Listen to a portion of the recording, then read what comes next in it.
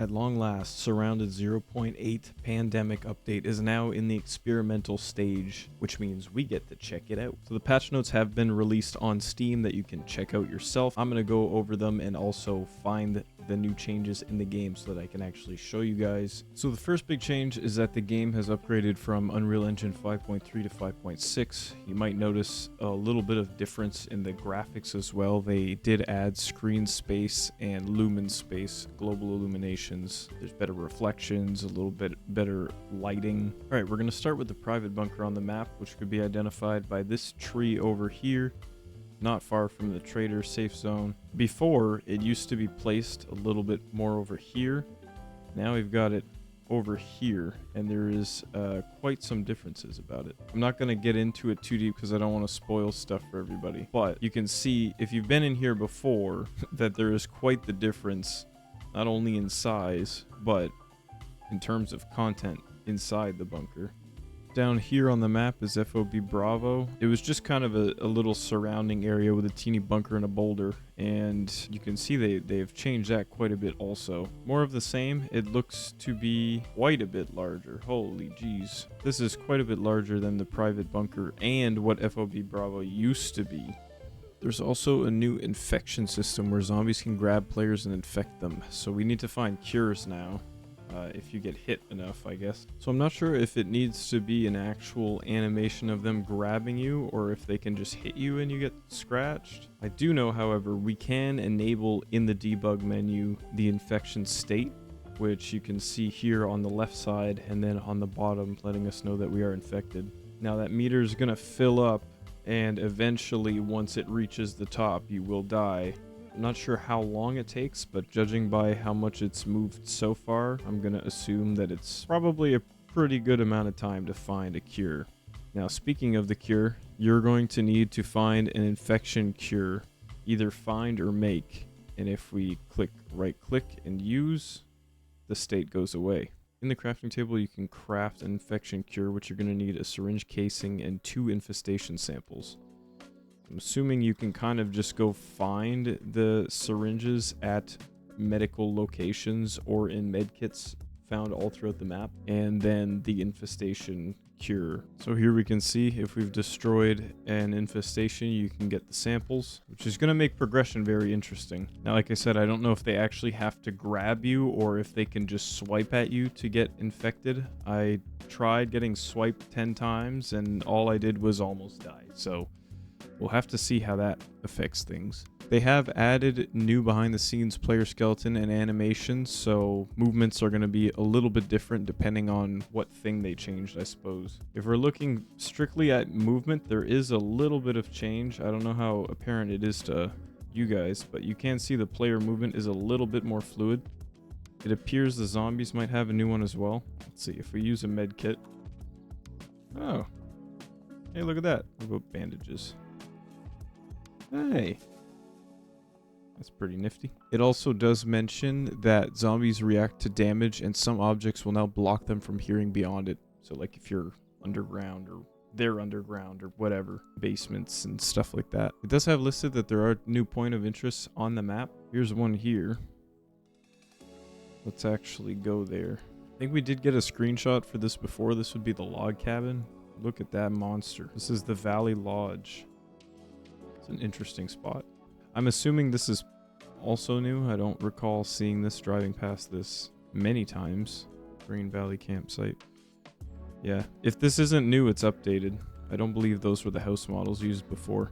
I have found a lime green box while cruising around in debug. That's where you take your screenshots. Right over here would be the next major new POI. You can see it goes kind of along this little path here. You can take Blade Water Manor. That's looking pretty sick. Kind of an aerial view here. How that looks.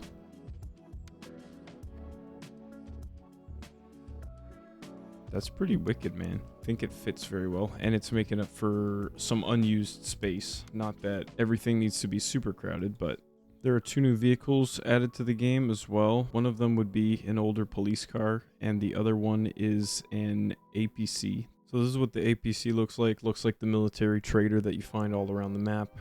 You can see now there is a get in button, and the storage is pretty decent. We got some new zombie sounds.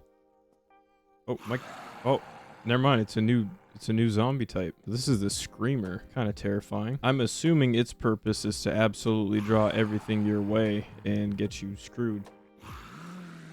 Oh, it's a whole screen shaking. Let's see what happens. Are they any quicker? Not quicker. That's actually pretty cool. That's a nice animation. So that's one new type of zombie. I believe there's two. Taking a look now at the airstrip, because I noticed on the map it looked different, and I was right. They have definitely moved some stuff around. Added a fence in here. It seems to be the biggest change, but hey, the divider's pretty cool. The second new type of zombie in this game is the Grenadier zombie. Now, we're used to our acidics that pop. Now we've got a new friend that pops if you get too close. There he is. Oh, he popped, but you saw what he looks like. He's wearing some gear. He's wearing explosives. He's a bad boy. On top of all this stuff, he's added new random events, new difficulty settings. Obviously, you can now change the spawn amounts for these new zombie types and a few other things. We also have new weapons like Daryl Dixon's crossbow, as you can see right here. Let's see what kind of damage numbers it does. It's saying 49 damage, 18% critical hit multiplier, critical hit chance 28%. Just gonna send one right into the skull there. What did that do? Most of his health. It's actually pretty decent. With a projectile like this, there's obviously going to be some drop, as you can see.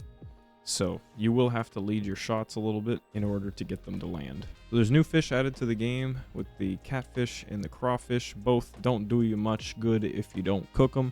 There's now bait that you need to fish, and you can craft that in your crafting menu with either small raw meat or just regular raw meat.